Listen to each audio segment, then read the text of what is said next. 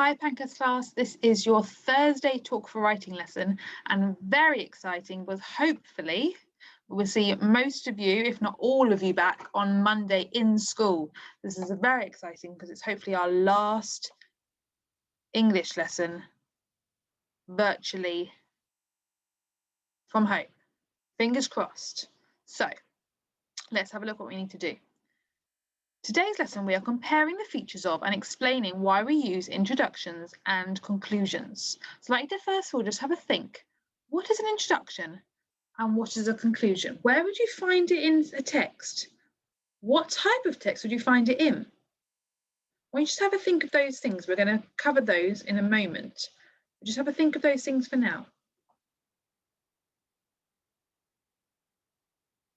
So today we're going to be looking at why we use introductions and conclusions, the features of them, and the differences and similarities between the two things. So hopefully you've got an idea now in your head of what they are and what they will include.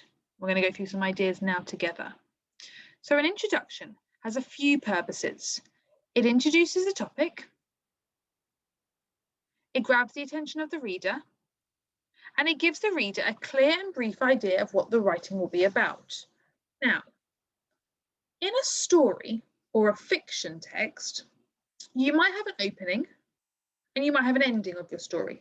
And we have like our build up and our issue, and then we resolve it, and then we have our ending.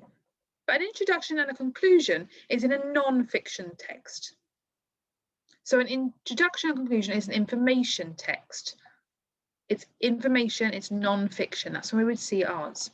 So an introduction introduces what the topic is going to be about, and it's got to grab the attention of the reader. Imagine you were reading lots of different information texts. You would put them all down and you'd be bored out of your mind. So the best thing to do is to have an introduction that really grabs the reader's attention and makes them want to carry on reading. And that's the same with this. The same way that if you were choosing a book from a bookshelf and you read the blurb, you read the information or the text on the back of the book, and if it was boring or it didn't interest you at all, you put the book back. But if it did interest you and you were really excited to read it, you would keep the book. Same with this. The introduction needs to interest the reader, and it needs to give the reader a clear idea of what they're going to be reading about. A conclusion is used to end a piece of writing and summarize what it's about. So it looks at the end, it's at the end of an information text, and it summarizes what it was all about. So it looks at what it said in the text, and then it summarizes the whole thing, putting it all together. It may repeat important points that were in the main body of the text. So it may still repeat some facts, but that's absolutely fine. Here are 3 introductions. I want you to pause the video and have a read of them. And I want you to rank them from best to worst and explain why you think that. Be careful, because it doesn't always mean the longest introduction is going to be the better one. It can mean that, but it doesn't always mean that.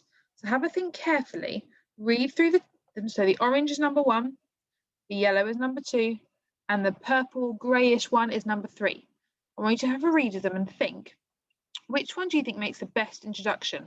It needs to grab the reader's attention, it needs to be interesting, and it needs to be about what it's going to be, tell the reader what the text is going to be about. So pause the video and have a read of these now.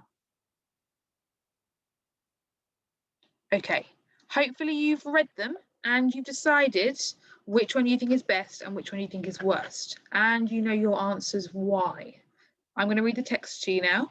Then I'm going to tell you which one I think is best and which one I think is worst. Number 1, this piece of writing will be all about the Stone Age. The Stone Age was a really long period of time. Their way of life was so different to ours. The clothes they wore, where they lived, what they ate, etc. is nothing like what we do today. Pretty good. Tells me some information, tells me what I'm going to be reading about. I'm going to be reading about the Stone Age. Tells me what I'm going to be looking at. So I'm going to be looking at the clothes and where they lived. So it's quite a good little summary of what I'm going to be reading about. It's a bit dull. I don't know if it's going to interest me to want to read more. Let's see if there's a better one. Number 2. This text is about the Stone Age. A little bit boring.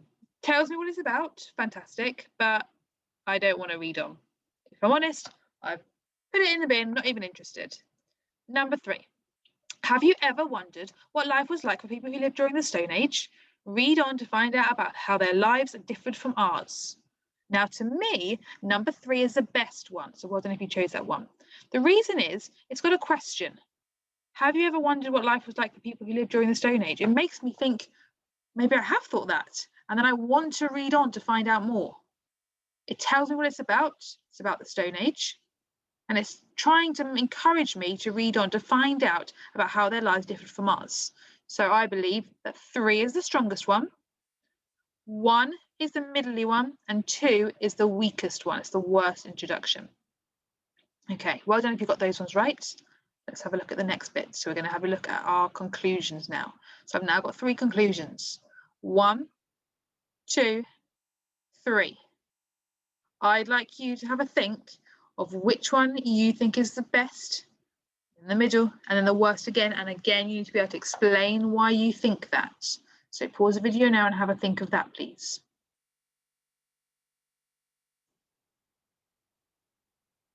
Okay, number 1. I hope you enjoyed reading my explanation text. Now, the conclusion is meant to summarize what we've read about, draw them all together, and it may tell me a few facts. Number 1 doesn't do that. It doesn't even mention the Stone Age. It just says explanation text. So to me, that one's not going to be a very good one. Let's have a look at number 2. The Stone Age was a time when tools were made from stone. People lived in caves and hunted for their food. The Stone Age ended when humans began to make their tools out of bronze. Then it became the Bronze Age. That was pretty good. It's got some good facts. It summarizes it all together. I like that one. Let's see if 3 is any better. This was my writing about the Stone Age. You can see how different it was compared to our lives. I wouldn't want to have lived during this time. It looks like it was too scary and dangerous. There should be a D after compare. That should be compared to our lives. That one talks about it was about the Stone Age. It summarizes a little bit how it was different from our lives. It doesn't really say any facts. It just says it looks scary and dangerous. So to me, number 2 is the strongest one. Number 3 is the middly one, and number 1 is the worst one. Because number 2 summarizes it nicely, tells us some facts about it, looking at the caves and what the tools were made out of.